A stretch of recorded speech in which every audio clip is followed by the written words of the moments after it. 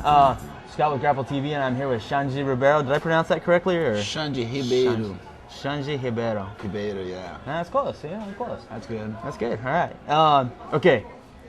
Let's go a little better background on you. Let's start with how you got involved in Brazilian Jiu-Jitsu and not mixed martial arts, but Brazilian Jiu-Jitsu and martial arts in general. Yeah, I started in Jiu-Jitsu when I was 10 years old, back in the Amazonas, Brazil. Mm-hmm. I lived in Manaus, that's the capital of the Amazon, for 8 years.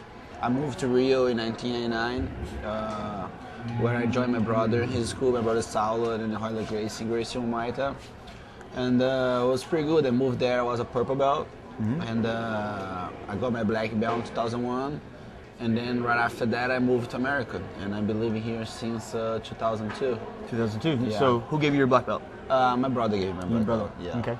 Talk a little bit about your brother. How much age difference is there between you two? How old are you, and how old is he? I'm 27. He just turned 34, so it's like 6.5 years. Okay. All right. You guys get along well? Yeah, we get along, we have business together, we live together, so sometimes it's hard to keep business and personal life. Sure. But we're pretty, we have a really very good family base, we're very family oriented.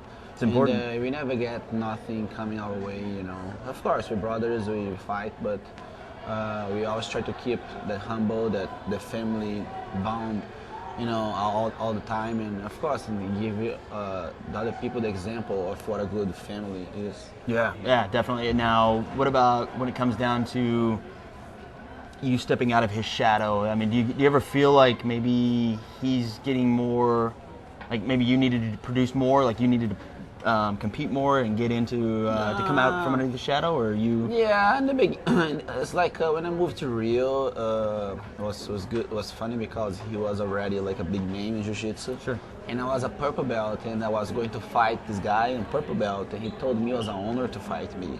Oh. And I was like, and then in that moment on, I really felt that I had like a gift given from a brother, and that I had to really use that in a good way, Yeah. And I used this, being Saulo's brother, I used this in a very good way, that I wanted to do good, not just for him, but just for me in general, because right. I wanted to be successful in my career, and I don't really think about doing better than him or doing worse than him. I just think what we did as a family is just a continuous work, Right. So he won all his 6 world championships, and then I won my 4 divisions, the 2 absolutes. Amazing. So and then it's just, I don't think as like I'm beating him or he's accomplished. Right. If you see, I'm 2-time absolute champion, so I already beat him that way. If you see, yeah. Sure. But we don't really have this kind of competition at home. Good.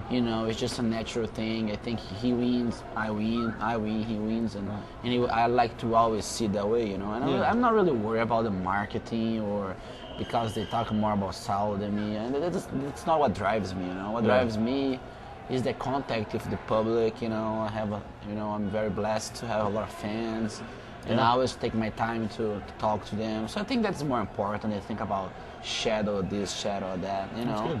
I just try to grow my own, step in my own shoes and live my life and build my own shadow, Yeah. And I let to the press and to the crowd to do what they want to do, because I know all the time I get back home, it's the same brothers, the same, the same talk, it's the same, we train, we hang out, we have fun together, and then, and this is just part of our job, and like I said, I try to see our job as a continuous project. Yes. So we live off project and Saulo project, now it's Xande project, and then we as a group, we were successful. I don't like to see him as an individual or myself as an individual. I like to see the whole group, like me and him as a team. That's how I like to see it. The Ribeiro brothers. Yeah, the Ribeiro brothers. Ribeiro brothers. I'll get that down. Yeah, that's good. It's so the first time I think I saw you compete was probably at the live anyways, was ADCC 2006. I want to say 5. Okay, yeah. I saw you at the Pyramid, right? Pyramid. Yeah. That was excellent showing everywhere around. You really stepped up. You had a lot of tough matches there. Yeah, definitely. But from that point forward, it seemed like you started to compete a lot more. And just recently, you stepped in at the Worlds this year had a lot of tough matches, but your finals were against Roger Gracie, correct? Yes. So what was it like going against him, and what was it like to? Yeah, like Roger in my jiu-jitsu life is my biggest competitor. He's one of the most feared guys from all the guys, and I don't fear him anymore. We fought 8 times. Wow. So I fought him in 2003, 2005. 2005, I fought him like 3 times. I fought him in 2006. I fought him in 2008. So I respect that guy so much. You know, he's a Gracie. He's coming from the family, and we always try to show a lot of good jiu-jitsu, a lot of goodwill to fight each other. You know. Yeah. And you know, like I think the last year I really competed the most was 2004. I really competed a lot. When I got my first title in a black belt, I already have 2 titles in the purple and in the brown.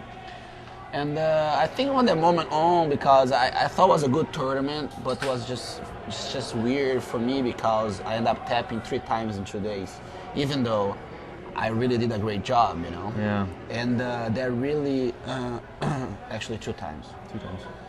I don't know, 3. I don't know. Anyway, so even like because like I don't remember the last time that like a week I tapped 3 times, you know. Yeah. And that really like made me like, what's missing? You know what I mean? So I think I got focused on more instead just evolving my technique, it just evolved me as a person. Like yoga, gymnastica, get more well conditioned, and read more, try to understand more about my jiu-jitsu, about my opponent's jiu-jitsu, about what the sport is about. Right. And I think like was not about like competing so much because I don't really compete too much, you know. I competed the last Worlds, 2007, and I competed Super Challenge, and then I just competed the Worlds, you know. Right. So I don't think it's like that I compete more. I think I just get a little more mature as a man and as a fighter. Okay. And that makes sense. And you know, and from the point on, I started to understand myself better. I started to understand how my body works, what kind of flexibility or agility or type of strength I had to put in my game, what kind of mindset I had to change to really step out and be really accomplished in this. And I think, you know, through the years, even that, I think that weekend was a very special weekend. You know, I took those losses in a very good way. I was really bummed out because I was really good trained. Right. But you know, but I was really blessed because, you know, I got to win the World Championships a year later. I got to win the Abu Dhabi. Yeah. And I got to win the Worlds again. So I think, like I said, it's just a continuous work. You know, but it's just keep evolving. You know. You mentioned that you've kind of have evolved all. What would you recommend? Like, how can I say? You're a black belt. You're training under some of the best guys in the world, or training with some of the best guys in the world. How do you identify the weaknesses? Are you able to go look at video? Or are you able to, like, do you have solo and people coming to you saying, "Hey, Shanji, we got to look at this. We got to do this. We got to move this." How are you identifying your weaknesses and then stepping forward? I think it's how I identify my weakness. I think it's more like I don't see, because of weakness, like I said, even the weakness and the good things in jiu-jitsu, there's always something, I like to say that there's always something fading. Yes. You know, sometimes you're a blue belt, you awesome on the arm bars. All of a sudden, excuse me, you got to the purple, your arm bars are not the same. But then maybe your sweeps get better, you know? Right. So what I try to do is I always try to understand. It's not a weakness because I don't like to believe I have a weakness. Right. You know? Okay. I know I do, but I like to always try new things. You know, Yeah. I'm always like, I like to try things all the time. Yeah. I play right-handed collar. Now I play left-handed collar. Oh, now I play butterfly. Now I play this. So I don't really lose my time and think about what weakness I have. You know, because I think at this point, my defensive game is really good. I think on this business right now, I'm the guy that defends the best. I don't think nobody can pass my guard. Right. Things like that. I just try to keep that mindset for me. Sure. And I try to get my white belts, my blue belts, whatever. Put one hand in the pocket and try to grapple.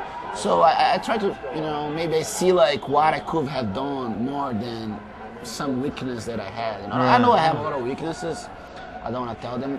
We'll keep that a secret. Yeah, I gotta keep a secret. But like I said, I'll try to really identify what can I do better than Sure. get focused on my weaknesses. Maybe that's what I was asking. How do you focus on, because you're already training under such great people, and you're training yourself. You know, you're already at that high level. How do you get past that plateau? That's maybe where I was going with that. So Yeah. you got it. Yeah, like I said, I still have a lot to evolve. You Sure. know? Oh yeah. Jiu-jitsu's ever evolving. Yeah, there's a lot, especially like because it's like this. There's always someone better than you. Sure. No matter what happens, there's Sure. always somebody that has something that really A nemesis.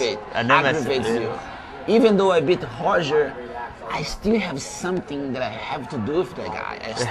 I beat him, but I still want to beat him better, you know, Yeah. better. That's my goal because he's an awesome fighter. Yes. He pretty much runs over everybody. I think in 10 years of his black belt career, he just lost to me in Jacaré.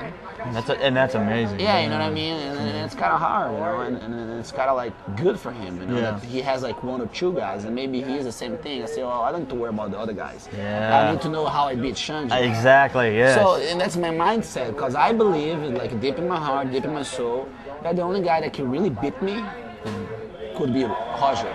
Really? You know, because I think the other guys, they can beat me if I have a really big mistake or they sweep me, I get tired. But jiu-jitsu Yeah. in the world nowadays, I think Roger is the only guy that's leveled in a way that he can really beat me. Yeah. You know what I mean? Yeah. Okay, he's better than me that day. You're right. You know, and I think in the other hand, like most of the fighters, you know, that's how I try to keep my confidence up. Yes. You know, I believe in it, and you know, I respect them so much. That's why I believe in it. Because maybe if I didn't respect them, I wouldn't have the same mindset. But Right. I like to keep my mindset in a way that I'm confident, but yet I'm ready for everything that's out there. you Yeah. know? And like I said, next year, if Roger's name is there, that's the only guy that I think that really can. If something happens, you know, I might lose.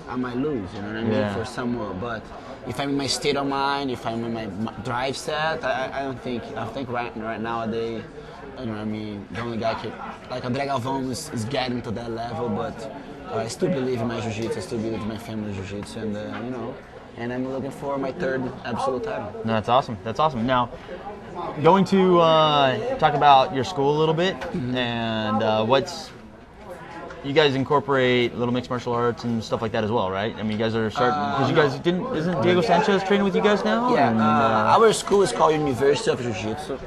That is a work that actually after I won my 2006 World Championships, I got to travel a lot, and I got to see that in a lot of places, a lot of Jiu-Jitsu practitioners, they don't know nothing about Jiu-Jitsu. Really?